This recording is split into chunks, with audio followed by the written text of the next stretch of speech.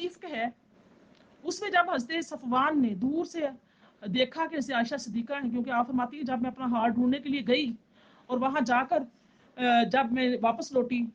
تو دیکھا کہ قافلہ تو جا چکا تھا، اور میں وہاں پہ مایوس پریشان ہو کے بیٹھ گئی اور میری آنکھ لگ گئی، میں سو گئی،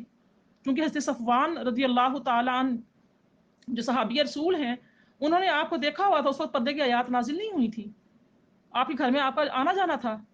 تو دیکھا ہوا تھا، تو دور سے کیا آواز لگائی، انا للہ و انا الیہ راجعون،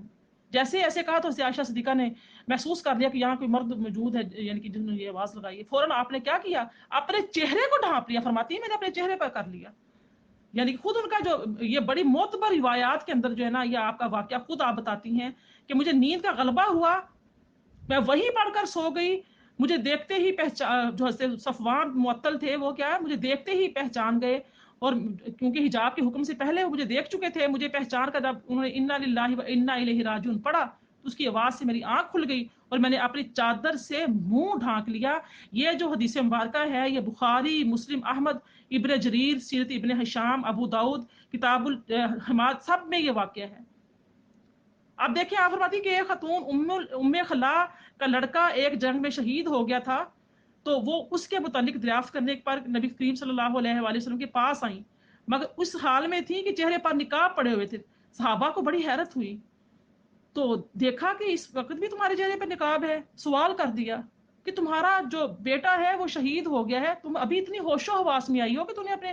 چہرے پر نقاب کیا ہوا ہے، یعنی بیٹے کی شہادت کی خبر سن کر ایک ماں کو تن بدن کا ہوش نہیں رہتا، تم اس اطمینان کے ساتھ باپردہ آئی ہو۔ جواب میں کہنے لگے کہ میں نے بیٹا تو ضرور کھویا ہے مگر یہ اپنی حیا نہیں کھوئی۔ سبحان اللہ، کیسا ایمان تھا، بیٹا کھو دیا ہے میں نے اپنی حیا نہیں کھوئی۔ ابو داؤد میں ہے کہ حضرت عائشہ رضی اللہ تعالیٰ اسی حدیث کو روایت کرتی ہیں کہ ایک عورت نے بے پردے کے پیچھے سے یعنی کہ پردے کے پیچھے سے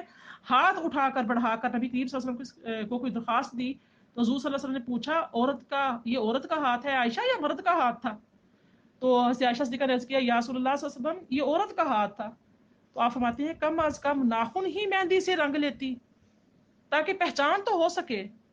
کہ عورت تھی یا مرد تھا۔ اور اس میں بھی آقا کریم علیہ الصلوۃ والسلام کی حکمتیں بیان کی گئی ہیں، اس میں حکمت یہ ہے کہ بعض دفعہ اور ہمارے تجربے میں بھی یہ چیز آئی ہے، ہم نے دیکھا ہے ابھی پچھلے سالوں میں ہی کہ طیارے جو ہیں وہ تباہ ہوئے ہیں گر کر،